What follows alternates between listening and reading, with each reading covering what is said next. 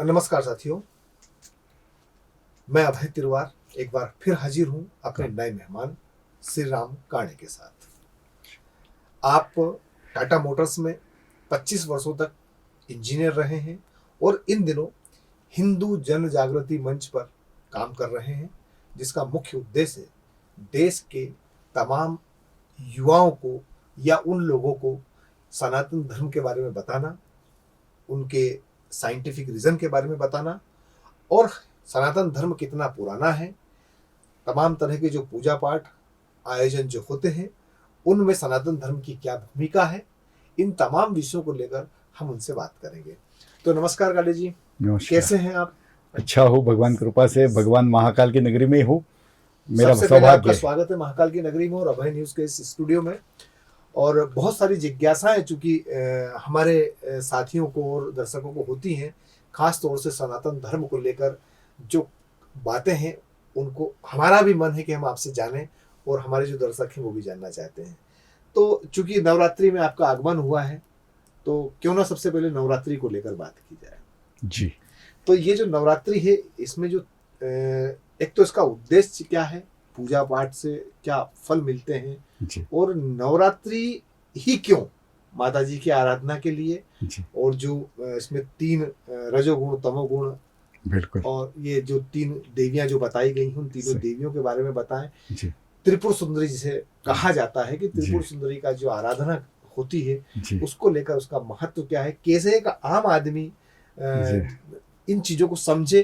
तो हम ये चाहते हैं कि बहुत साधारण भाषा में आप जी, चूंकि बताएं उनको, जी, और ताकि लोगों को ये पता चले कि इन तमाम जो हमारी धार्मिक आराधनाएं होती हैं उसको लेकर सामाजिक जीवन किस तरीके से बदला जा सकता है, जी, अपने जीवन में अपनी समस्याएं जो होती हैं उनसे कैसे निजात पाई जा सकती है, जी। और जो धर्म है उस धर्म का हमारे जीवन में महत्व क्या है। आपका सवाल बहुत ही अच्छा है और बड़ा भी है। सबसे पहले भगवान महाकाल और मेरे सद्गुरु सच्चिदानंद परब्रह्म डॉक्टर जयंत आठवले जी के चरणों में शरणागत भाव से वंदन करता हूँ। आप सभी दर्शकों को भावपूर्ण नमस्कार करता हूँ और अपना यह विषय आरंभ करता हूँ। चूँकि नवरात्रि का विषय है तो मूलतः देवी को ही वंदन करता हूँ। या देवी सर्वभूतेषु शक्ति रूपेण संस्थिता नमस्तस्यै नमस्तस्यै नमस्तस्यै नमो नमः। हमारा सौभाग्य है कि सनातन धर्म अनादि है। सनातन छोड़कर अन्य जिसे हम धर्म पंथ कहते हैं उसका कोई संस्थापक है, उसकी कोई एक किताब है। सनातन धर्म की स्थापना कब हुई ये हम बता नहीं सकते, और सृष्टि के आरंभ से ही उसकी स्थापना हुई है और इसके लिए उसको अनादि कहा जाता है। और इसका अंत भी पता नहीं है, सृष्टि के अंत के साथ ही इसका अंत होने वाला है। इसका कोई एक धर्म संस्थापक भी नहीं है। उसमें सैकड़ों नहीं हजारों ग्रंथ हैं, वेदों से लेकर बहुत सारे ग्रंथ इसमें है। हजारों हजारों संत महात्माएं इस सनातन धर्म में जन्म लिया है, पहले थे, आज है और आगे भी रहेंगे। तो इसीलिए सनातन धर्म सबसे महान है। हम सौभाग्यशाली है कि इस सनातन धर्म के हम लोग एक अंग है। आपने जो अभी नवरात्रि की बात कही है तो उसी विषय की तरफ मैं मूलतः मुड़ता हूँ। वैसे चैत्र शुद्ध एकम से लेकर होली तक पूरे वर्ष में बहुत सारे त्यौहार आते हैं। हर त्यौहार के पीछे एक शास्त्र है। नवरात्रि के बारे में कहे तो जो अभी हम नवरात्रि मना रहे हैं इसको हम शारदीय नवरात्रि कहते हैं, जो आश्विन और कार्तिक मास में आमतौर पर आती है। सितंबर और अक्टूबर मास में अंग्रेजी कैलेंडर के अनुसार आती है। लेकिन ये एकमात्र नवरात्रि नहीं है, इसके पहले भी चैत्र मास में नवरात्रि आती है, वो भी 9 दिन चलती है। चैत्र मास के शुक्ल प्रतिपदा से लेकर नवमी तक ही ये चलती है। अब आपको प्रश्न आएगा कि 2 नवरात्रियों में अंतर क्या है। संक्षेप में इतना ही कहूँगा, व्यावहारिक स्तर पर जो भी अपनी कामनाएं हैं, व्यावहारिक गृहस्थी से लेकर सांसारिक कामनाएं, वो पूर्ण करने की दृष्टि से आमतौर पर शारदीय नवरात्र मनाने की विधि विधान है। लेकिन जिसमें आध्यात्मिक उन्नति निहित है, मुक्ति चाहिए, मोक्ष चाहिए, तो इसके लिए चैत्र नवरात्र करने का प्रावधान हमारे शास्त्रों में है।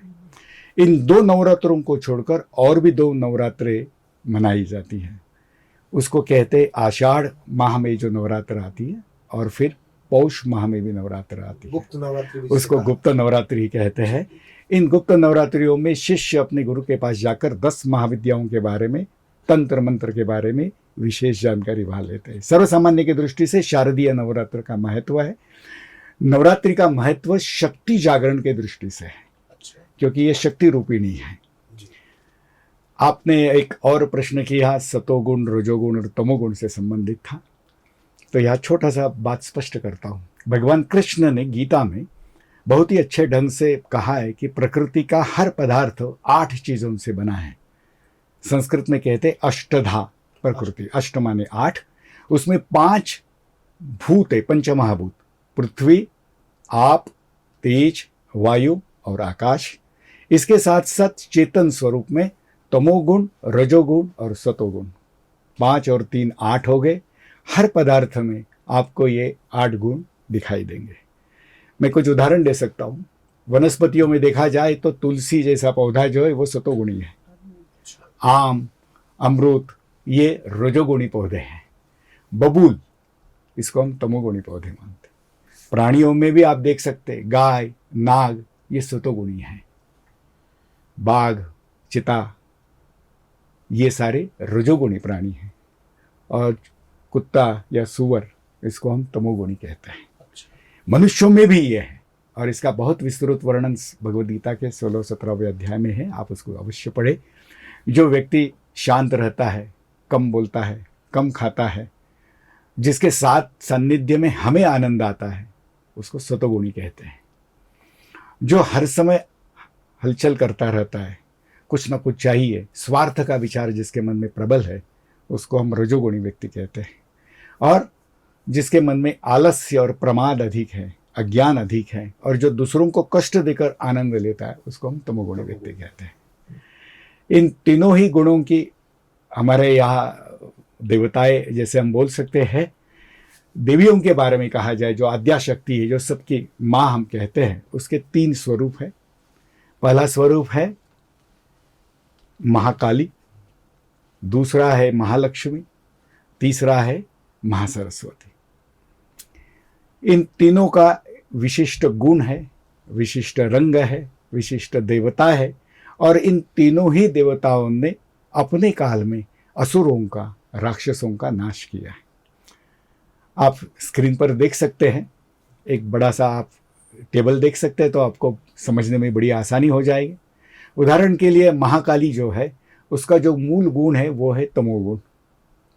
फिर उसका जो रंग है वो काला यानी कृष्ण है। उसका जो देवता है वो रुद्र शिव करके है, और उसने अपने काल में मधु और कैटभ ये 2 राक्षसों का नाश किया है। महालक्ष्मी की बात करें तो मूलतः ये सतोगुणी है। उसका रंग गोरा है। उसकी जो देवता है वो श्री विष्णु है, और उसने 9वें दिन, जो हम सब जानते हैं कि महिषासुर का वध किया है। महासरस्वती जो है वो मूलतः रजोगुणी है। उसका रंग भी है लाल है। उसकी देवता ब्रह्मा है, और उसने अपने काल में शुंभ और निशुंभ इन असुरों का वध किया है। ये तीनों ही देवताएं हमारे लिए एक प्रकार से पूजनीय है।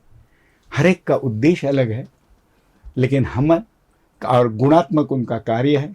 मूल रूप से जिसे हम कहते हैं कि भगवान या ईश्वर एक ही है, कार्य के अनुरूप उन्होंने 3 रूप लेकर ये कार्य करते हैं। अच्छा, इसमें हमारी कानूनी ये भी इच्छा है, ये जो धानों को लेकर भी कुछ बिल्कुल सनातन धर्म में कुछ है, तो जरा उसके बारे में बताएं कि सप्त धान क्या कहा होते गया हैं? और क्यों, जी उनका उद्देश्य, उनका महत्व। बिल्कुल, बहुत अच्छा प्रश्न है आपका। वैसे हमारे यहाँ कई सारी परंपराएं चली आ रही है। तो नवरात्रि में पहले दिन हम लोग 7 धान बोने की परंपरा है। कौन से 7 धान है? तो पहला धान है जिसको हम कहते हैं जौ, दूसरा धान है आप स्क्रीन पर देख सकते हैं यहाँ। दूसरा है तिल, तीसरा है चावल, चौथा है मूंग, पांचवा है चना, छठा है उड़द, जिसको माश भी कहा जाता है। यानी जो हम लोग कहते हैं, जो शाकाहारी लोग हैं उनके दृष्टि से उड़द मांसाहारी में हम लोग पकड़ते हैं। गेहूँ सातवां जो धान है। इन सातों धानों का भी अपना अपना महत्व है। यहाँ मैं विशेष रूप से कहना चाहूँगा, हमारी जो संस्था है, जो समिति है, वो अधिकतर बातें परसेंटेज भाषा में बताना चाहती है, जिससे कि आम व्यक्ति आज का जो विज्ञानवादी है, जो युवा है, वो समझ सकता है परसेंटेज भाषा में। तो यहाँ मैं कहूँ, अगर ये सब सातों धानों का मिलाकर 100% माना जाए तो हर धान का कितना महत्व है। तो जो पहला हमने जौ कहा था उसका महत्व है 10%, जो तिल है उसका महत्व है 10%, चावल है उसका महत्व है 20%, मूंग जो है उसका महत्व है 10%, चना जो है उसका भी महत्व है 20%, उड़द का महत्व है 20% और गेहूं का महत्व है 10%। कुल मिलाकर 100% इन धानों का अपना महत्व है। 9 दिन तक ये धान बोने के बाद जो ऊपर आ जाते हैं, अंतिम दिन इसको निकाल कर, जिसको हम शाकंभरी माता भी कहते हैं, महिलाएं अपने सर पर रखकर विसर्जन के समय उसको ले जाती है और देवी को चढ़ाकर बाद में उसका विसर्जन किया जाता है। ये परसेंटेज वाली जो आपने बात कही कि परसेंटेज मतलब मायने क्या, परसेंटेज के मतलब हमारे जीवन में इसके मायने क्या है? हाँ, बड़ी अच्छी बात है। मतलब इसके सेवन से जुड़ा हुआ परसेंटेज है इतने प्रतिशत से, या उसके उपार्जन से जुड़ा हुआ मसला है? सेवन से मतलब नहीं है। हाँ। यहाँ हर एक, जैसे अभी आपने विषय निकाला, इसके कहता हूँ हमारे यहाँ 16 संस्कारों का वर्णन है। तो संस्कार तो सभी अपने अपनी जगह है ही, लेकिन फिर भी कुछ संस्कार कम महत्व है, कुछ संस्कार अधिक महत्व है। उदाहरण के लिए हमारे यहाँ गर्भाधान का संस्कार है, तत्पश्चात नामकरण का संस्कार है, उसके बाद उपनयन होता है, और अंतिम जो 16वां संस्कार जिसको हम विवाह संस्कार कहते हैं। तो संस्कार तो है ही, लेकिन अगर शास्त्रों में देखें तो गुरुदेव की हमारी विशेष कृपा रही है कि उन्होंने ये सारे संस्कारों को भी परसेंटेज भाषा में बताया है। यानी सबसे अधिक प्रमाण में विवाह संस्कार का महत्व है, और इसीलिए हमारे यहाँ विवाह जो होता है वेदोक्त कर्मों के द्वारा होता है, विशिष्ट मुहूर्तों पर करने की भी प्रावधान है। वैसे हर चीज़ को अगर हम परसेंटेज भाषा में समझें तो थोड़ा सा हमारा उसके प्रति ज्ञान पड़ता है, आस्था बढ़ती है, उस प्रकार से भी हमारा जो महत्व देने का भाग होता है उस संस्कार के प्रति वो बढ़ सकता है। एक बात मैं जानना चाहता हूँ, मैं कि हमारे साथ दर्शक भी जानना चाहते होंगे कि ये जितनी भी बातें आप बता रहे हैं, ये 16 संस्कार हैं, सनातन धर्म में इन सब चीज़ों का आम आदमी के जीवन से, इन संस्कारों का आम आदमी के जीवन से कोई वैज्ञानिक महत्व भी है क्या? बहुत ही अच्छी बात कही आपने। मैं असल में क्या हो रहा है, आजकल की जो नई पीढ़ी है वो ज़्यादा समझदार है, ज़्यादा पढ़ी लिखी, ज़्यादा जिज्ञासु है। असल में उनकी जानने की इच्छाएं कुछ ज़्यादा हैं, तो वो सारी चीज़ों को वो अपने तरीके से तोलती हैं, और जब तक वो संतुष्ट ना हो जाए। धर्म भी एक विषय ऐसा है कि आजकल के जो बच्चे हैं, पहले और अब में बड़ा अंतर हम देख रहे हैं धर्म को लेकर भी लोगों के अंदर। अब वो क्या है कि वो चूंकि साइंस के कांटे पर उसको तोलना चाहती है, बिल्कुल, है ना। आप जो भी संस्कारों की बात करते हैं, चाहे वो उपनयन संस्कार हो, या चाहे वो आपके जनेऊ के संस्कार हो, या नामकरण संस्कार हो, ये तमाम संस्कारों की बात जो आप बता रहे हैं, तो क्या इनके कोई साइंटिफिक रीजन जुड़े हुए हैं उसके साथ? क्या ये के साइंस से कनेक्टेड है क्या? क्योंकि आज की पीढ़ी को तो आपको ये बताना पड़ेगा बहुत अच्छा क्यों और किस लिए। जी, आपने तो बिल्कुल, यानी जैसे हम कहते हैं ना कि सनातन धर्म ऐसा एकमेव धर्म है जो आज भी विज्ञान के धरातल पर सिद्ध कर सकते हैं। आपने बात छेड़ी, इसलिए मैं सनातन के अर्थ से ही चलता हूँ, व्युत्पत्ति से। सनातन का अर्थ अगर संस्कृत में करें, नित्य नूतना इति सनातना, जो काल के अनुसार स्वयं को ढालता है, नित्य नूतन होता है, उसी को हम सनातन कहते हैं। और इसीलिए सनातन कभी पुराना नहीं होता, वो काल के अनुसार अपने आप को ढाल लेता है। तो ये बात सनातन की होगी। दूसरी बात, आप संस्कारों का महत्व के बारे में कहते हैं। मैं तो कहता हूँ छोटे छोटे, ये तो बड़े संस्कार हो गए, विवाह वगैरह, लेकिन एक साधारण संस्कार की बात मैं करता हूँ कि स्नान के बाद तिलक लगाने का हमारे यहाँ विधान है। ये एक छोटा संस्कार हम लोग करते हैं। अब इसका क्या महत्व मैं आपके सामने विज्ञान के आधार पर बताने की कोशिश करता हूँ। हमारे यहाँ इसके ऊपर शोध किए गए। हमारा जो गोवा स्थित पोंडा में, गोवा में हमारा बड़ा आश्रम है, उसमें नित्य शोध होते रहते हैं। 1000 से भी अधिक शोध करके उसका हमने ये कर दिया है, क्या बोल सकते हैं, उसका नोटिंग कर दिया गया है। अच्छा। उसमें से भी 90 से भी अधिक शोध को प्रबंध करके हमने विविध जो ये होती है प्रबंध की जो विविध, कैसे हम क्या बोलते हैं उसको, संस्था के द्वारा जो आयोजित की जाती है उसमें प्रबंध रखे हैं। और उसमें से 11 प्रबंधों को प्रथम पुरस्कार मिला है। अच्छा। 70 से अधिक जगहों पर तो अंतर्राष्ट्रीय परिषदों में रखा है। करीब 15-16 राष्ट्रीय जो ये चलिए गोष्ठी चलिए विचार, उसमें ये प्रबंध रखे गए हैं। तो कुल मिलाकर इसमें बात ऐसी है कि शास्त्र को जानकर आज के विज्ञान के आधार पर और वैज्ञानिक के जो उपकरण हैं आज उपलब्ध, उसके आधार पर हम लोग ये शोध प्रस्तुत करते हैं। अभी मैंने बात की तिलक लगाने की, तो हम लोगों ने तिलक लगाए बिना उसका हमने परीक्षण किया, जिसको आजकल हम लोग ऑरा कहते हैं अंग्रेजी में। अगर हिंदी में कहे तो प्रभामंडल। हर व्यक्ति के पीछे एक प्रभामंडल है, यहाँ तक कि हर वस्तु भी है, सजीव और निर्जीव, हर एक का एक प्रभामंडल होता है। विज्ञान द्वारा आज ये हम सिद्ध कर सकते हैं। हमारे यहाँ UAS यानी यूनिवर्सल ऑरा स्कैनर, शॉर्ट में UAS, ये एक हमारे इसरो के साइंटिस्ट हैं मंदन, उन्होंने इसको ये किया है, शोध किया है, और ये आज उपलब्ध है। सर्वसामान्य व्यक्ति भी इसको खरीद करके उसको लाभ ले सकता है। तो बिना तिलक लगाए हुए व्यक्ति का एकदम ने ऑरा नाप लिया, और फिर कुछ समय बाद उसको तिलक लगाने से फिर उसका अगर हमने ऑरा नापा तो ध्यान में ऐसा आता है कि उसमें कुछ प्रमाण में यानी कई मीटरों की वृद्धि हो गई है। अब ये कैसे सिद्ध हो करेंगे? यहाँ आप देख सकते हैं विज्ञान यानी ऑरा स्कैनर ही बता रहा है कि तिलक लगाने से क्या लाभ होता है। हमारे संस्कारों में कितना महत्व है ध्यान में आता है। अब तिलक लगाने का क्या महत्व है, यह बात निकली है तो मैं पूरा साफ कर देता हूँ। हमारे शास्त्रों में बताया गया है कि स्नान के बाद तिलक अवश्य लगाए। फिर तिलक वो चंदन का हो, गोपी चंदन का हो, और किसी का भी हो, लेकिन ये तिलक हमें 2 भवों के बीच में जहाँ आज्ञा चक्र है वहाँ लगाने की विधान है। इसमें क्या महत्व है? हमारे यहाँ सप्त चक्रों का वर्णन आता है, मूलाधार से लेकर सहस्त्रार तक। सबसे पहला जो है कुंडलिनी शक्ति वहाँ स्थित रहती है मूलाधार चक्र में। आध्यात्मिक उन्नति का आरंभ होने से वो वहाँ से जागृत होकर ऊपर की दिशा में चलती है।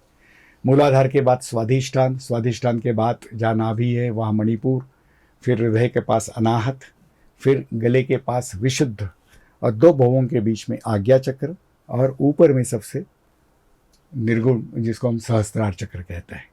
हमारे शास्त्र ये कहता है कि सगुण परमेश्वर का वास आज्ञा चक्र में होता है और निर्गुण का वास सहस्त्रार चक्र में होता है। जब हम तिलक लगाते हैं तो आज्ञा चक्र जागृत होता है। आज्ञा चक्र बाहर से आने वाले स्पंदन ग्रहण करता है, हमारे शरीर को प्राप्त होता है, फिर यहाँ से उसको प्रक्षेपित भी करता है।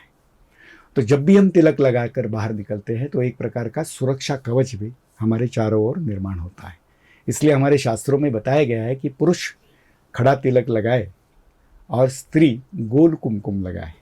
स्त्री जब गोल कुमकुम लगाती है तो उसे दुर्गा माँ का तत्व जागृत होता है और चारों ओर सुरक्षा का निर्माण होता है, कवच का निर्माण होता है।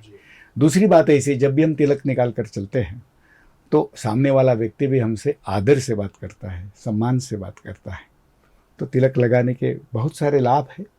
जिन्होंने अब तक नहीं लगाते आ रहे, मैं उससे हाथ जोड़कर अवश्य विनती करूँगा, स्नान के बाद अवश्य तिलक लगाए और फिर घर से बाहर निकले। जो आपको पसंद है, अष्टगंध है, चंदन है, वो आप तिलक लगा सकते हैं। अच्छा काले जी, ये बताएं कि अभी लगातार हम देखते हैं, टेलीविज़न पर भी देख रहे हैं, वो तमाम जो यूट्यूब चैनल भी हैं आजकल, किसी को देवी आ रही है, किसी को देवता आ रहे हैं, बड़ा भारी आजकल एक वो चल रहा है। यूट्यूब के ऊपर ऐसे बहुत सारे चैनल आपको देखने को मिल जाएंगे। किसी को भद्रकाली आती है, किसी को दुर्गा आती है, और वो तलवार लेके झूम रहे हैं, अंगारा लेके झूम रहे हैं, और बड़ी भारी भीड़ लगी हुई है, लोग पैरों में पड़े हुए हैं उनके, ये इसमें कितनी सत्यता है? आपका प्रश्न थोड़ा सा हटकर है, लेकिन उसका जवाब मैं अवश्य दूंगा। हमारे यहाँ शास्त्रों में देवताओं का आवेश होना, इसको हम कहते हैं एक प्रकार से, ये परंपरा कुछ चीज़ों में रही है। दुर्भाग्य से मैं कहूँगा यह आडंबर भी अधिक बढ़ा है। मैं सनातन धर्म से होते हुए भी ये कहने में मैं गुरेज नहीं करूँगा जी। कि दुर्भाग्य से गेरुए वस्त्र पहनने वाले 97% जो साधु आज समाज में दिखते हैं वो ढोंगी हैं। और ये जो देवी देवता आते हैं लोगों जो के- भी, उसके बारे में भी बताता हूँ। जी। ये कई जगहों पर मानसिक स्तर का रहता है, अच्छा। या कुछ उनको आर्थिक लाभ चाहिए इसलिए विकृति करते हैं, लेकिन ये सरासर गलत है ऐसा मैं नहीं कहूँगा। अच्छा। क्यों नहीं कहूँगा कि इसके पीछे भी शास्त्र है। जी। अगर कोई व्यक्ति उस तरफ, यानी उस तरफ की उसकी पूर्व जन्म की साधना है, जी। तो उस प्रकार की देवी का आवेश कुछ समय के लिए उस व्यक्ति में हो सकता है, और फिर उसके माध्यम से कुछ अच्छी बातें समाज के लिए बताई जा सकती हैं। जी। ऐसी चीज़ें हैं, लेकिन ये सहजता से कहीं भी जाएंगे होगा ऐसी बात नहीं है। ये चीज़ें विशेष स्तर, विशेष जगह पर, विशेष स्थान पर होने की संभावनाएं ज़्यादा है। तो यहाँ ध्यान देने योग्य बात है कि हम उसमें फंसे नहीं। इस प्रकार की बातें कहीं अगर दिखाई देती है तो उसमें फंसने की क्षमता, ये संभावना ज़्यादा है। तो यहाँ आज के विज्ञान युग में हम जीते हैं, तो हम जागरूक रहें, सतर्क रहें, और झूठ क्या है और सच क्या है इसको ध्यान में लेकर अपनी अगली कृति करें। आपका जो संगठन है जी वो सनातन धर्म को लेकर काम कर रहा है, जी। जागरूकता को लेकर काम कर रहा है। जी तो मेरा सवाल इसी को लेकर था कि क्या किसी संगठन या किसी समूह की ये जिम्मेदारी नहीं बनती है कि वो लोगों को, आम जनता को सनातन धर्म की सत्यता से तो उसको अवगत कराए, बिल्कुल। चाहे वो वैज्ञानिक दृष्टिकोण हो या ईश्वरीय दृष्टिकोण हो या जी। आध्यात्मिक दृष्टिकोण हो, जी। सब चीजों के बारे में। लेकिन ये जो चलता है, जी इस विषय में मैं बात कर रहा हूँ कि आजकल मैं ही देख पा रहा हूँ। आज सुबह ही मैंने एक उज्जैन के पास का एक गांव का मैंने जी। वीडियो देखा, तो उसमें हाँ। मैं देख के सोच रहा था कि ये मतलब मैं तो उसको तमाशा ही कहूंगा, इसको हाँ, तमाशा हो कहूंगा, वो सकता समझ है। में आ जाता बराबर। है। हाँ हाँ। तो सवाल ये उठता है कि इन चीजों को लेकर कोई संगठन लोगों को अवेयर करे, जी इस तरह का प्रयास आपके संगठन की तरफ बिल्कुल होता है, बिल्कुल हम लोग कर रहे हैं। हम सच की साथ देने वाले लोग हैं। जी। जहाँ जहाँ इस प्रकार का झूठा प्रसार होता है, हम लोगों ने, मैं आपको ग्रंथ बाद में दिखाता हूँ, आप शायद स्क्रीन पर दिखा भी सकते हैं। जी। यानी कुंभ में विशेष रूप से जी। आप देख सकते हैं। वैसे हमारे यहाँ तो 4 शंकराचार्यों का वर्णन है, जी। 4 पीठ है जी। जो आदि शंकराचार्य ने स्थापित किए हैं। जी। दुर्भाग्य से बीच में आपने कुंभ में देखा होगा कुछ 72 जगत गुरु और शंकराचार्य निर्माण हो गए। जी। अब ये कहाँ से आ गए? हम्म, तो ये तो झूठ है, गलत है। इसके साथ साथ कई सारे संत महंत अपने आप को महामंडलेश्वर मान लेते हैं। तो ये असली सनातन धर्म नहीं है। इसलिए हम लोगों ने 3 अलग अलग किताबें भी लिखी है, आप यहाँ स्क्रीन पर देख सकते हैं। जी। इन ग्रंथों में हमने जो झूठा संत या झूठे अपने आप को महामंडलेश्वर करते, उसकी जो सच बात है वो हमने उजागर अच्छा, की है। संत, साधु, हाँ, या मुनि, हम्म। ये क्या अंतर है इन चीजों के अंदर? संत होना, जी। साधु होना, सन्यासी होना? नहीं, हर एक का शब्द का अपना अपना शब्द का अर्थ है। जी। संस्कृत में तो हर शब्द का अपना अपना अर्थ है, जरूरी नहीं कि ये करें। लेकिन दुर्भाग्य से आजकल जो कथावाचक है उनके पीछे भी परम पूज्य लगाने जाने लगा है, जो कि गलत है। कथावाचक तो कोई भी हो सकता है, कोई भी हो सकता संत होना आसान नहीं है। जिसने ईश्वर को पा लिया है, मैं इसके कहे हुए साक्षात्कार हो गया है, उसको हम लोग संत सही दृष्टि से कह सकते हैं। लेकिन ये संतत्व प्राप्त करना बड़ी टेढ़ी खीर है, इतना आसान नहीं है। बिल्कुल, ये तमाम तरह के जो लगते हैं। इसलिए तो मैंने कहा ना, मेरे थोड़े से यहाँ में थोड़े से लगा कि 97% की बात से मैं 97% आप हाँ, कहना कि ये सब फर्जी है। फर्जी है, लेकिन 3% असली है। जी। ये भी ध्यान रखें। जी। और जो असली है उसी से तो ये दुनिया चल रही है। और आज हम लोग बड़े दावे के साथ कह रहे हैं कि आने वाला काल सनातन विश्व गुरु बनने जा रहा है। ये आजकल जो ये कथावाचक हैं, जी, मैं किसी का नाम नहीं लेना चाहता हूँ, ये आजकल टोटकेबाजी बड़ी कर रहे हैं। पीपल के पत्ते में शेर लगा दो, यहाँ रख दो, शमी के पत्ते को दूध में डुबो दो, वहां रख दो, यहाँ से इस समस्या का समाधान, फलाने तारीख को 6 सिक्के बहा दो। जी। ये जो तमाशा है, ये इसमें कुछ, इसका कोई साइंटिफिक है कुछ इसमें, मतलब इसमें कुछ है, नहीं, सच्चाई है? जो आपने बात कही, देखिए हमारे यहाँ ना सर्वसामान्य व्यक्ति का जीवन आसान हो, उसकी समस्याओं का हल हो, जी इस दृष्टि से कुछ उपाय बताए गए हैं। जी। नहीं, ऐसी बात नहीं है। अच्छा है। जिसको है, बिल्कुल है, लेकिन वो भी करते समय अगर आपने श्रद्धापूर्वक करते हैं जी जी तो उसका लाभ होने की संभावनाएं अधिक है। वरना हमारा शास्त्र तो बहुत सरल है, जैसी करनी वैसी भरनी। जैसी करनी वैसी भरनी। जो आपने कर्म किया है उसके अनुरूप आपको फल मिलेगा, और ये कर्म का सिद्धांत बिल्कुल स्पष्ट है, उसमें कोई दो राय नहीं है। अगर आपने बुरे कर्म किया है तो पाप किया है, और पाप का फल आपको भोगना पड़ेगा। मतलब गीता का जो सिद्धांत बिल्कुल बिल्कुल बिल्कुल वो काम करता है, और उसके ऊपर हमें पूरी अटल श्रद्धा है। और उसको मेरे ख्याल से समाज में भी आजकल हम लोग देख ही रहे हैं, जिसने भी गलत काम किया है उसको वो भोगना पड़ा ही है और पड़ेगा।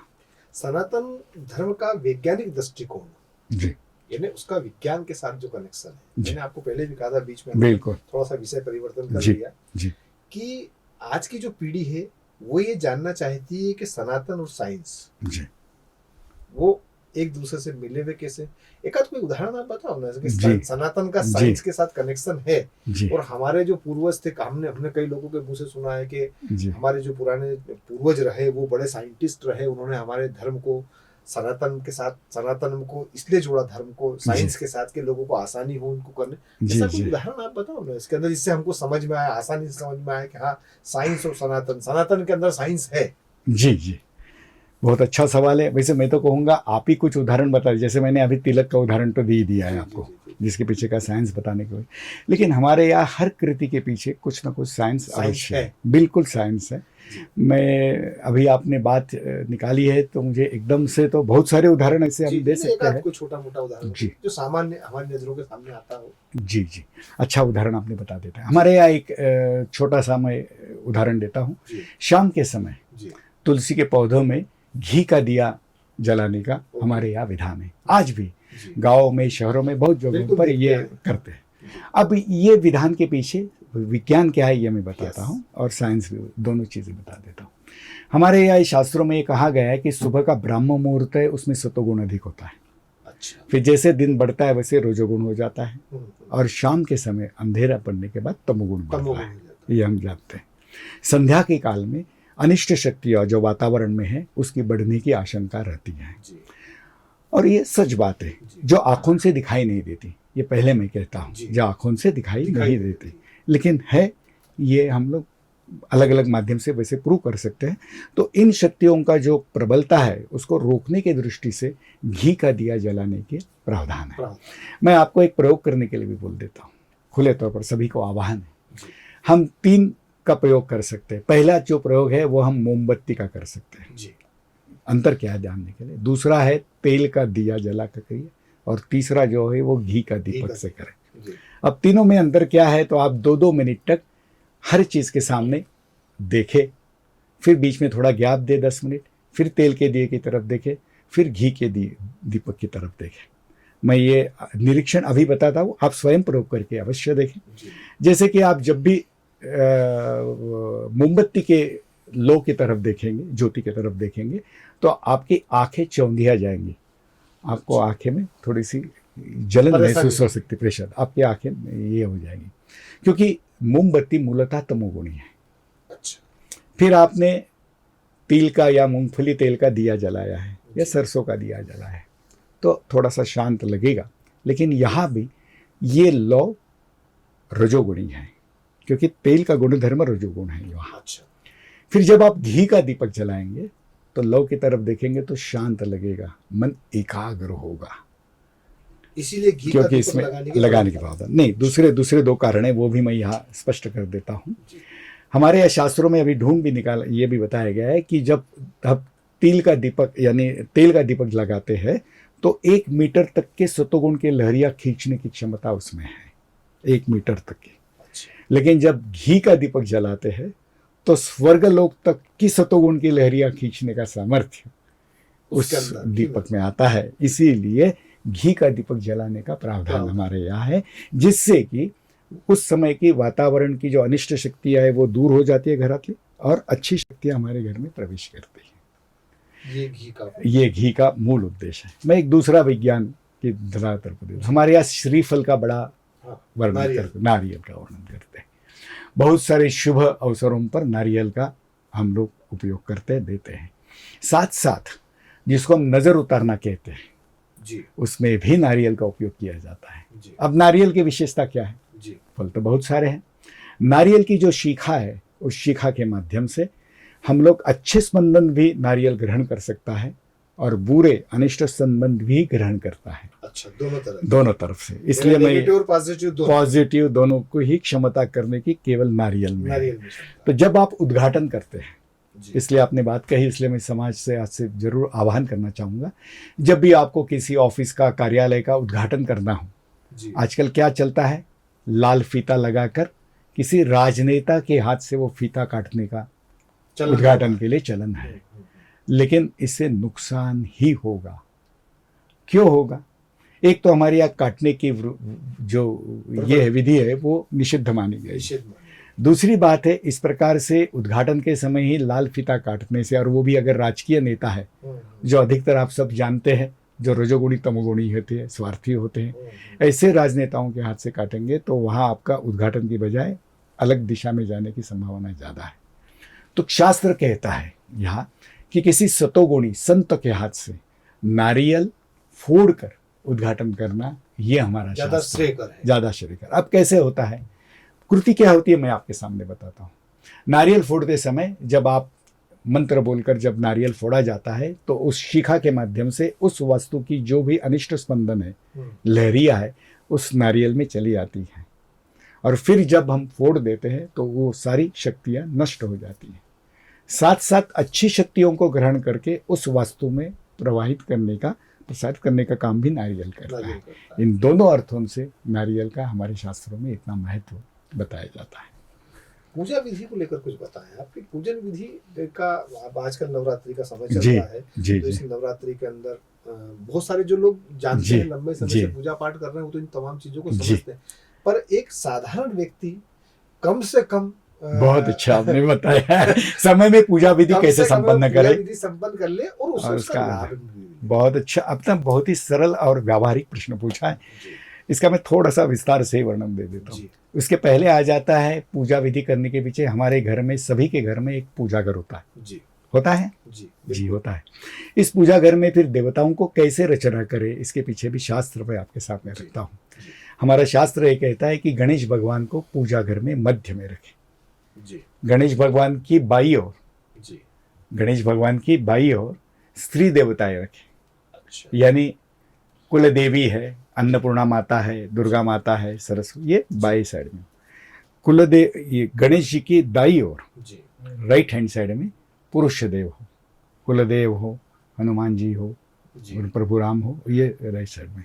इस प्रकार की रचना करने के पीछे क्या शास्त्र है, ये संक्षेप में मैं आपके सामने रखता हूँ। सबसे पहले तो अपनी पूजा घर में देवताओं की संख्या मर्यादित हो। कुछ पूजा घरों में आपने देखा होगा कि 3 बाल कृष्ण होते हैं या लड्डू गोपाल लिए होते हैं।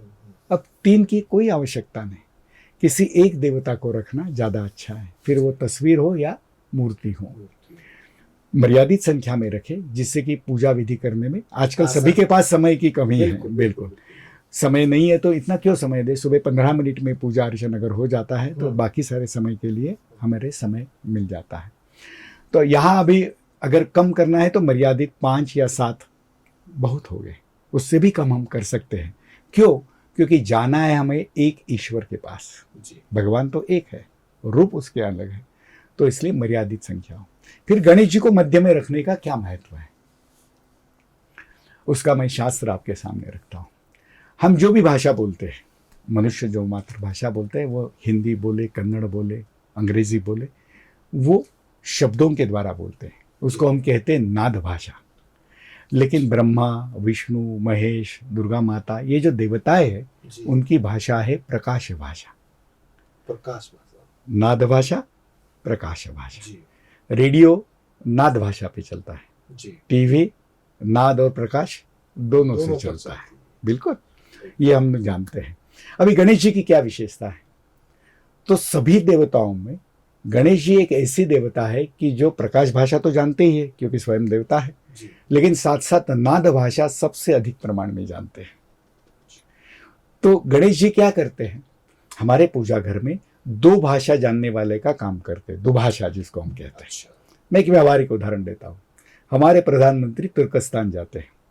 अब तुर्कस्तान के प्रधानमंत्री को हिंदी नहीं आती और हमारे प्रधानमंत्री को तुर्की भाषा नहीं आती, तो ऐसे में आपने टीवी पे देखा होगा कि वहाँ पीछे एक व्यक्ति बैठा रहता है, दुभाषा बैठा रहता है, वो तुर्की भाषा का हिंदी में करके और हिंदी का तुर्की में करके बताता है। बिल्कुल यही कार्य गणेश भगवान पूजा घर में करते हैं।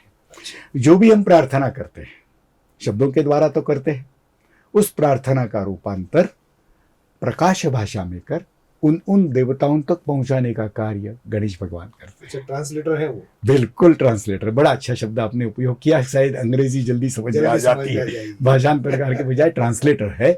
और उस देवताओं से मिलने वाले आशीर्वाद हम तक पहुंचाने का कार्य भी गणेश जी करते हैं। वैसे गणेश जी विघ्नहर्ता है, सुख करता है, ये हम सब जानते हैं, लेकिन ये जो भाषा की जो बात है वो शायद अधिकतर समाज में नहीं पता है, इसलिए मैंने थोड़ा सा उसके पीछे का कारण, मुझे भी पता नहीं। हाँ, तो जहाँ जहाँ मैं आह्वान कर सकता हूँ, विनती कर सकता हूँ, आपके पूजा घर में अगर गणेश जी को कहीं अन्य जगह रखा है तो उसको प्रार्थना करके मध्य में रखने की करे। और फिर ये बाएं और दाएं साइड की क्या बात है उसका भी शास्त्र बताता हूँ। इसका शास्त्र सरल है। आप कभी राम जानकी मंदिर गए होंगे जी।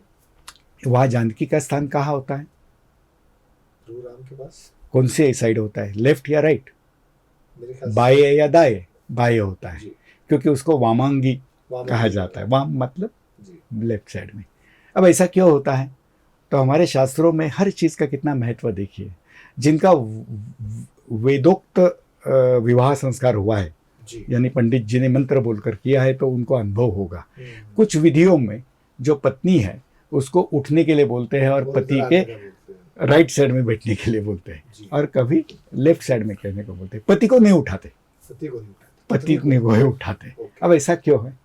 तो हमारे शास्त्रों में ऐसे विधान है, जब भी शक्ति की उपासना करनी होती है, ध्यान देकर देखिए, शक्ति की उपासना करनी होती है तो स्त्री का स्थान पुरुष की दाईं ओर होता है, राइट साइड होना चाहिए। लेकिन जब हमें आनंद और शांति चाहिए तो फिर स्त्री का स्थान बाईं ओर होना चाहिए। हमारे घर में हम क्या चाहते हैं? शक्ति चाहते हैं या आनंद और शांति?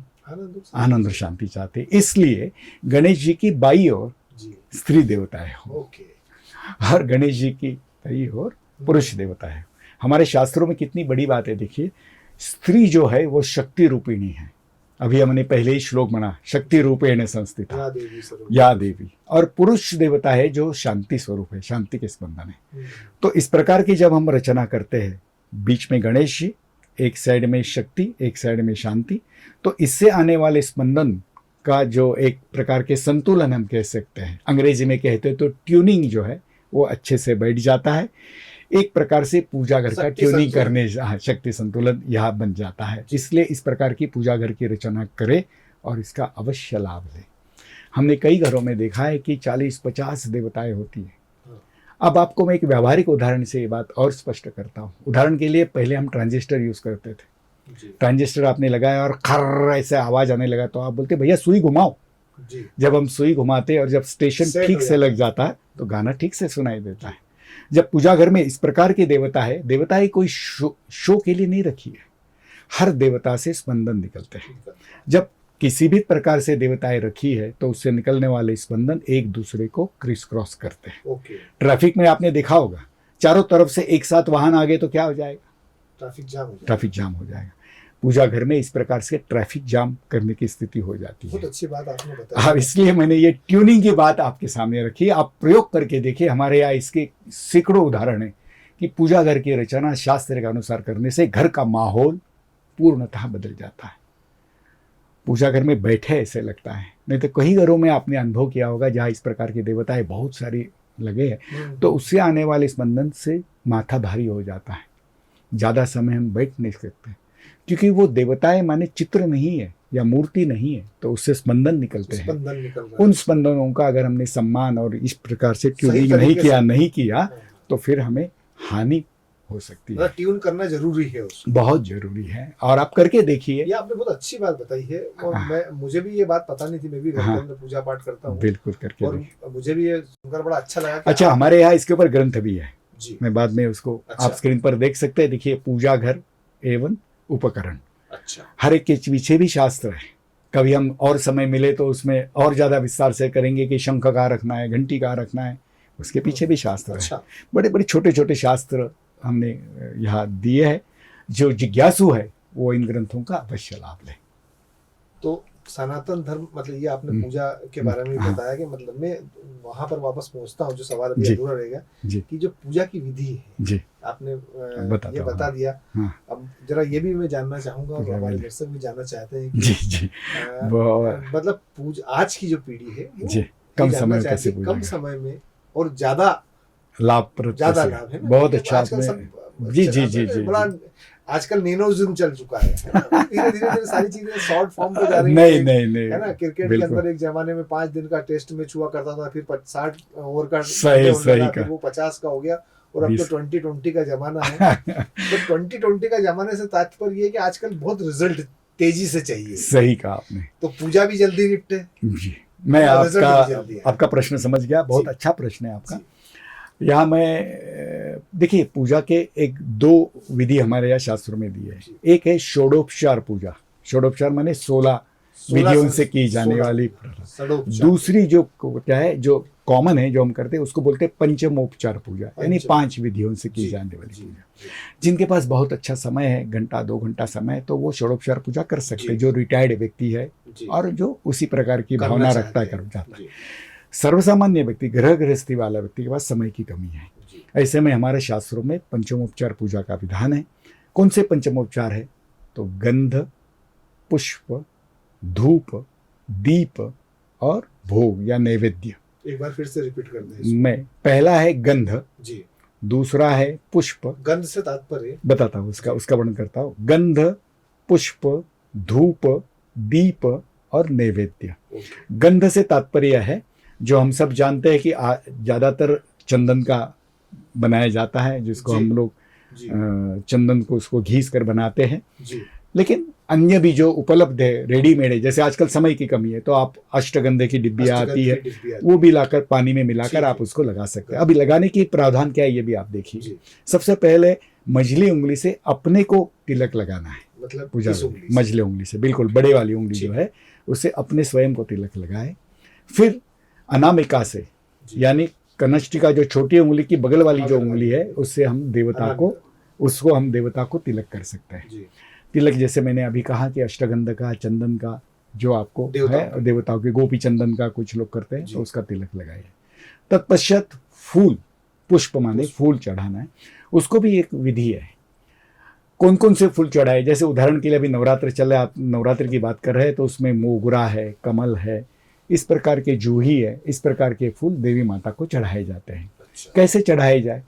तो शास्त्र ये कहता है कि जो डंठल है, फूल का जो डंठल है ना, उसको हम लोग मूर्ति की तरफ, चरणों की तरफ करना है, और उसका जो खुला हुआ पक्ष है वो अपनी तरफ।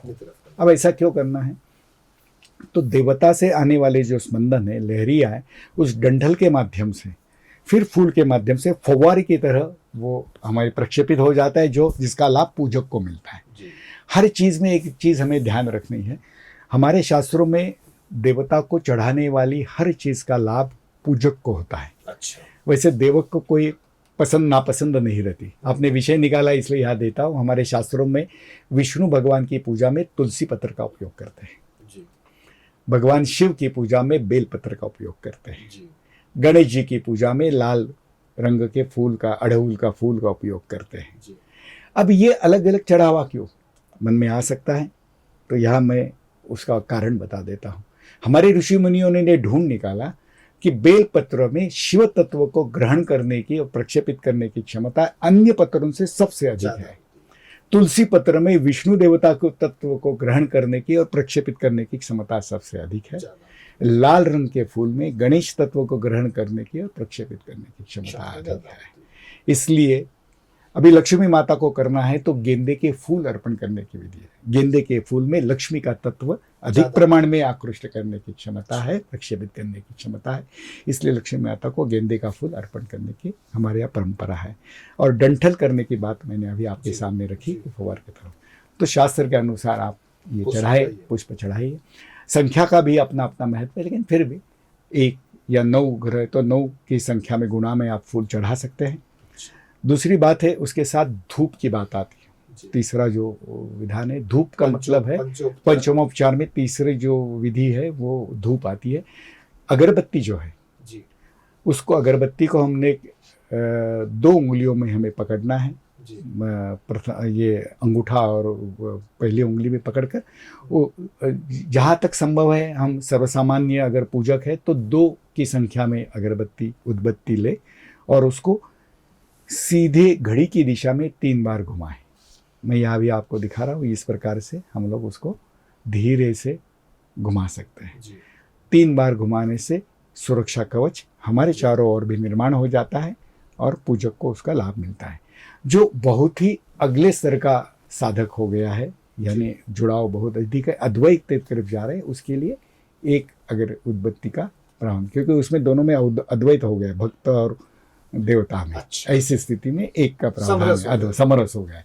लेकिन आमतौर पर हम भक्त है और देवता अलग अलग है, इसलिए इसलिए 2 का 2 प्रावधान बताया गया है। उसके बाद दीप का हमारे यहाँ है। यहाँ भी फिर वही बात आ गई कि संभव है तो घी का दीपक आप अवश्य जलाएं। और उसको भी जब हम आरती उतारते हैं ना, तो हमारे यहाँ एक पद्धति देखिए, इस प्रकार से धीरे से उसको 3 बार घुमाना है। दुर्भाग्य से आजकल एक अलग चीज़ ऐसे ऐसे घुमाने की आ गई, विशेषतः बंगाल में इस प्रकार की करने की आपने देखी होगी, जो योग्य नहीं है। क्योंकि इससे क्या होता है, जो सुरक्षा मंडल बन रहा है कवच, वो टूट जाता है। तो उसके बजाय मतलब आरती को भी सीधे सीधे सीधे सीधे चलाना है, यहाँ थोड़ी देर रुकना है, बीच में रुक फिर के ऐसे करते हैं, वो योग्य नहीं है, ठीक है, अयोग्य है। अगर टाल सकते हैं तो देखिए ठीक है। कुछ चलो तो उससे अच्छा हो जाएगा।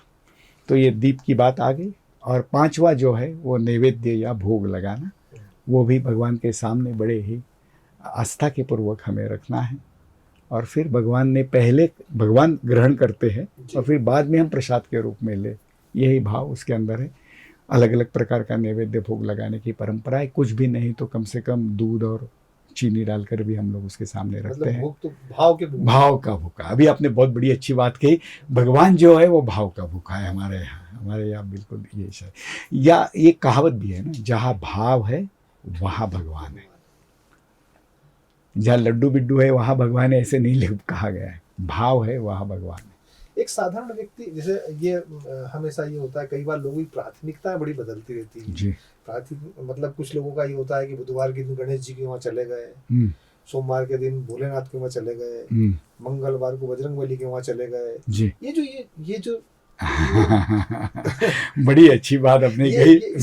मैं बताता हूँ, जबकि मैंने जो पढ़ा है वो एक साधो सब सदे और सब साधो सब जाए। अरे तो, आपने मेरी मुंह की बात छीन तो ली। ये जो क्या है, ये लोगों को समझाओ ना इसके लिए। जी क्या जी है?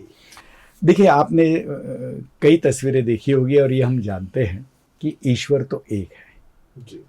मैं और दूसरे उदाहरण से भी समझा सकते हैं कि इलेक्ट्रिक का ट्रांसफार्मर देखिए, बड़ा ट्रांसफार्मर है, फिर उसके सब ट्रांसफार्मर्स हैं, है ना, वहाँ से इलेक्ट्रिसिटी जाती है, लेकिन मूल स्रोत तो एक ही है।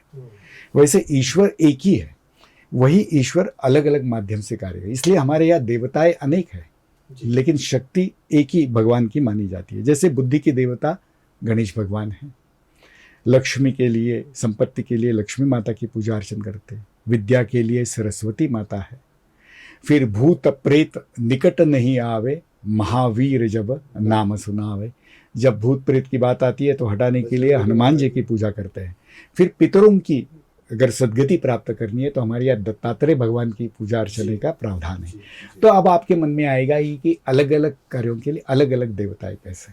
फिर से यहाँ देखिए, भारत शासन जो गवर्नमेंट है उसमें भी तो कई मंत्री है या नहीं, मतलब डिपार्टमेंट की बात आती है, लेकिन सबके ऊपर वो 4 सिंहों वाला जो सिक्का लगता है ना, भारत शासन, वो काम करता है।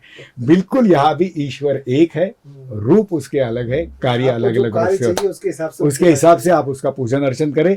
लेकिन सर्वदेवम नमस्कारः केशवम प्रतिगच्छति। सब नदी नालों का पानी अंतिमतः सागर को जाकर ही मिलता है।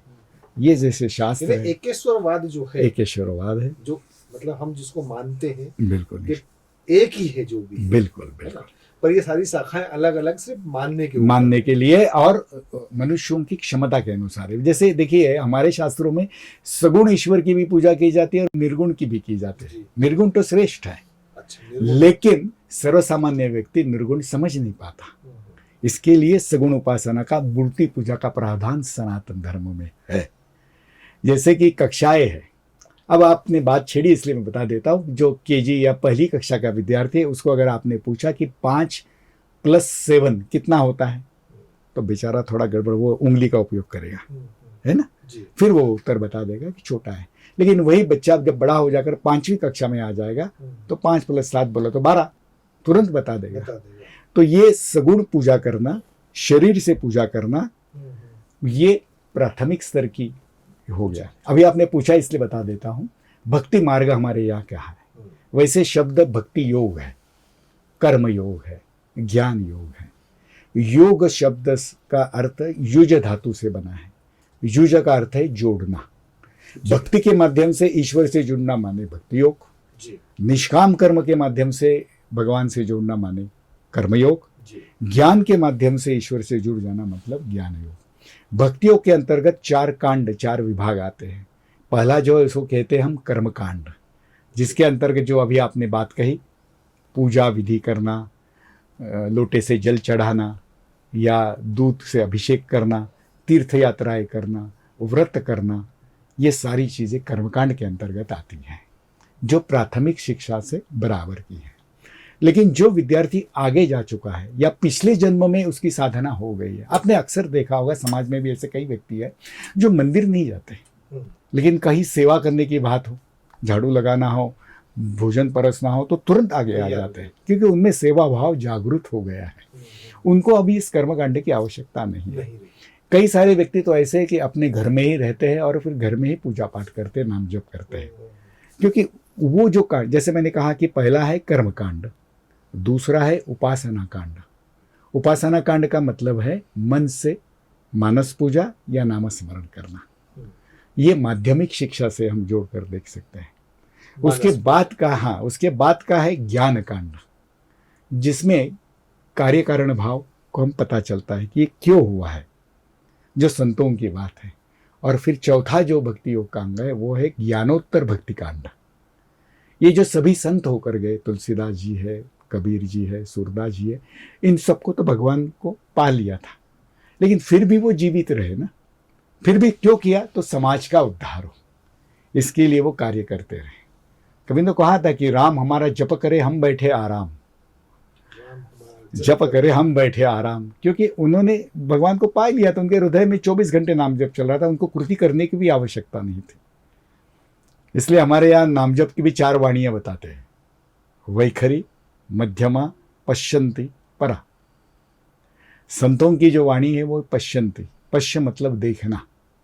संत कृति होती रहती है, वह कृति होने यानी उनको जप करने की आवश्यकता ही नहीं, चलता रहता है।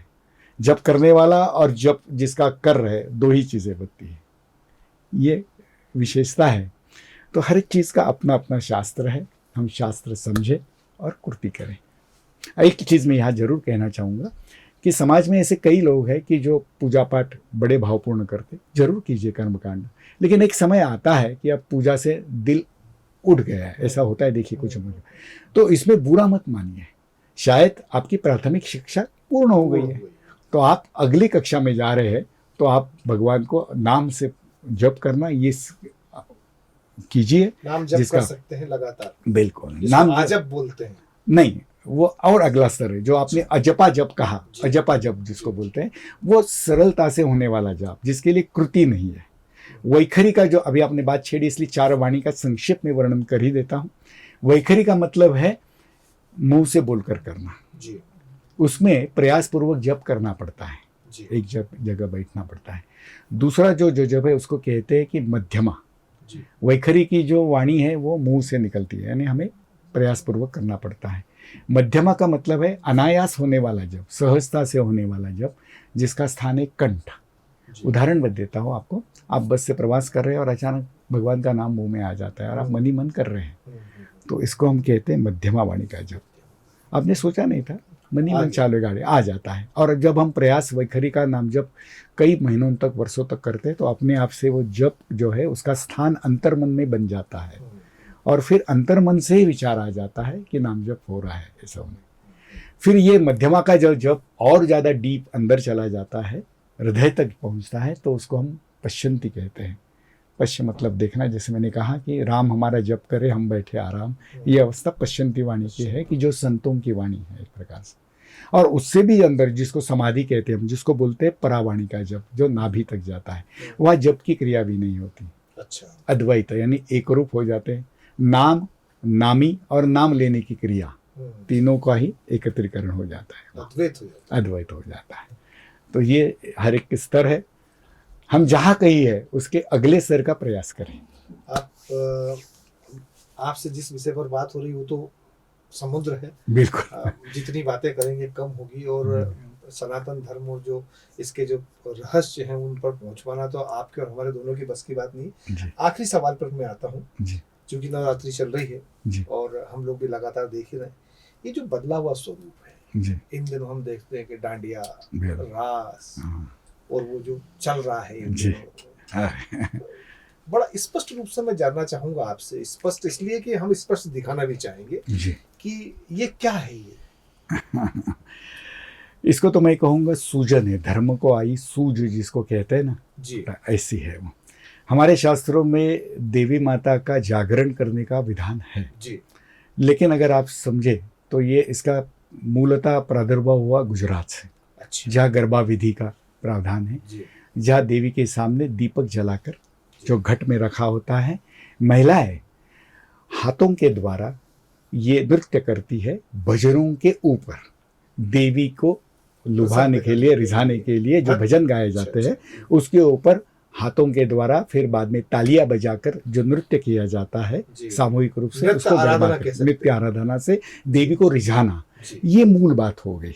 देवी की उपासना करना, रिझाना, ये मूल बात है। धीरे धीरे उसको बढ़ते हुए फिर दांडिया में आ गया, फिर दांडिया को और ज़्यादा कमर्शियलाइज रूप दिया गया और दुर्भाग्य से उसमें भजन अब जा ही चुका है। दुर्भाग्य से हिंदी गाने और आजकल तो अश्लील गानों पर ये दांडिया होने लगा है।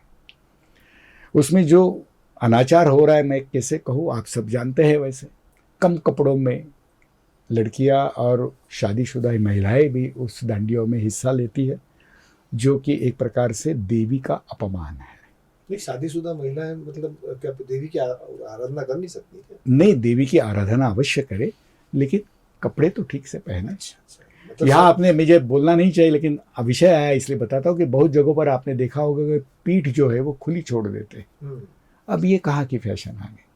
आप शादी ब्याह में करते हैं वो तो ठीक है, हम बोलते हैं वो भी ठीक नहीं है वास्तविक रूप से, लेकिन वहाँ अगर आप करते तो आपकी इच्छा, लेकिन यहाँ देवी माता के सामने आप इस प्रकार का जो, इस विकृति के लिए जिम्मेदार कौन है?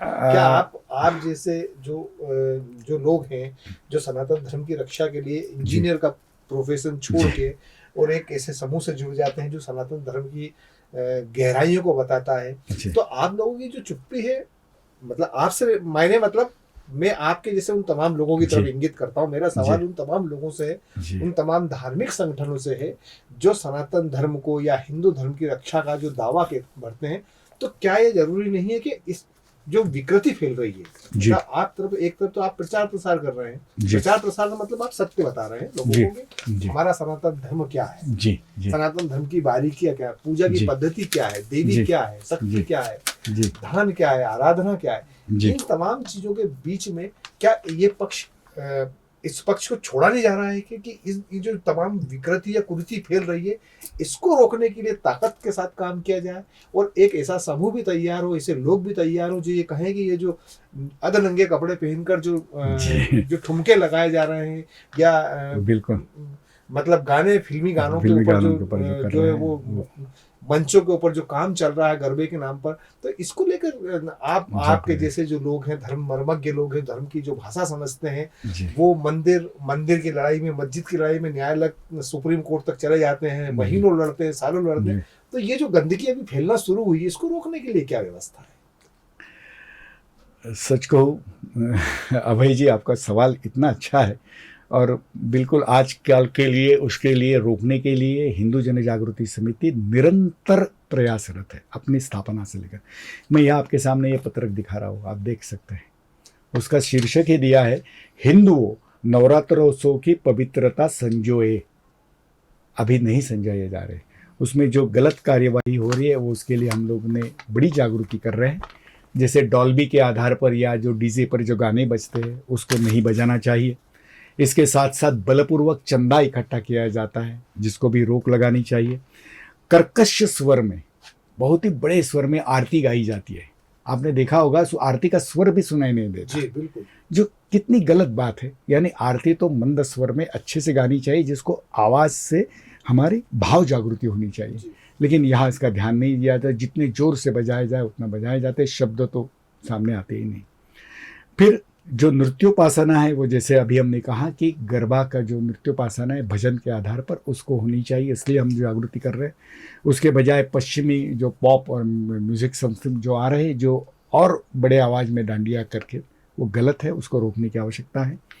उसके साथ साथ एक और भी बात है, विसर्जन के समय में गुलाल की अधिकता होती है या बड़ी बड़ी मूर्तियाँ लाते हैं, जिसका भी बाद में अपमान होते दिखाई देता है। जितनी बड़ी मूर्ति उतना हमारा बड़ा ये हो गया, ये गलत बात है।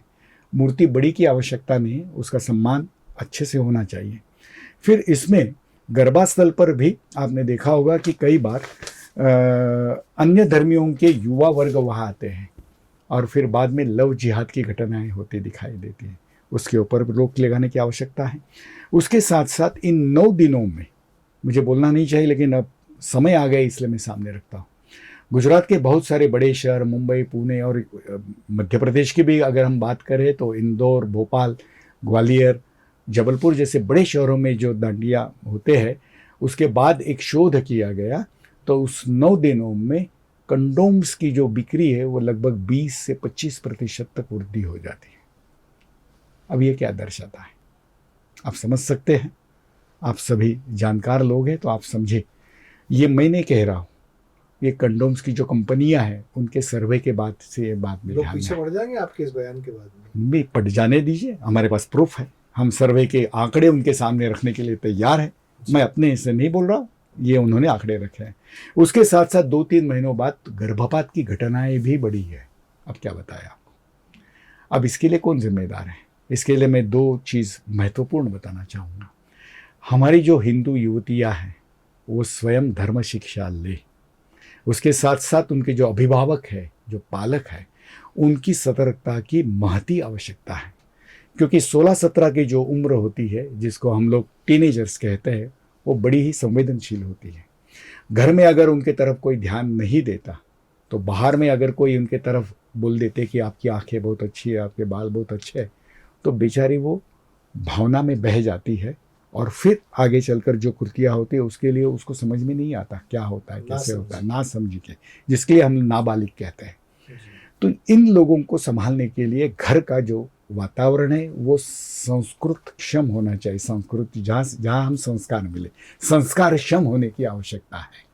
दुर्भाग्य से आज संस्कार ना स्कूल में दिए जाते हैं, ना ट्यूशन क्लास में दिए जाते हैं, ना मंदिर में मिलते हैं। इसलिए घर में ही संस्कार देने की महती आवश्यकता है और उसके लिए माता पिता को पहले संस्कार होने की आवश्यकता है। आज इसकी इतनी आवश्यकता है, इसलिए हिंदू जन जागृति समिति का जो उद्देश्य है उसमें पहला ही उद्देश्य है सनातन धर्मियों को धर्म शिक्षा देना। इसके लिए 150 से भी अधिक हिंदी भाषा की किताबें प्रकाशित हो चुकी हैं। मंदिर में दर्शन कैसे करें, वस्त्र कैसे पहने, फिर उसके साथ साथ सात्विक भोजन कैसे करें, यहाँ से लेकर राष्ट्र और धर्म के विषय में ये किताबें प्रकाशित हो चुकी हैं। तो ये किताब आप अवश्य इसका लाभ लें। स्क्रीन पर आप कुछ किताबें यहाँ देख सकते हैं। इन किताबों को आप sanatanshop.org नाम के इस वेबसाइट पर ऑनलाइन मंगवा सकते हैं। या नीचे जो संपर्क क्रमांक आ रहे हैं वहाँ आप संपर्क करें। वहाँ आप जब भी संपर्क करेंगे आपको ये किताबें उपलब्ध हम करवा देंगे। चलिए राम जी, आपसे मिलकर बहुत अच्छा लगा और आपने सटीक सवालों के सटीक जवाब भी दिए। और ये थे श्री राम जी काणे जी, और इनका मूल उद्देश्य है कि किस तरह से सनातन धर्म लोगों तक पहुंचे। अगली बार हम फिर किसी मेहमान के साथ आपके समक्ष हाजिर होंगे। तब तक के लिए मुझे आज्ञा दीजिए। जय हिंद, नमस्कार, जय श्री महाकाल।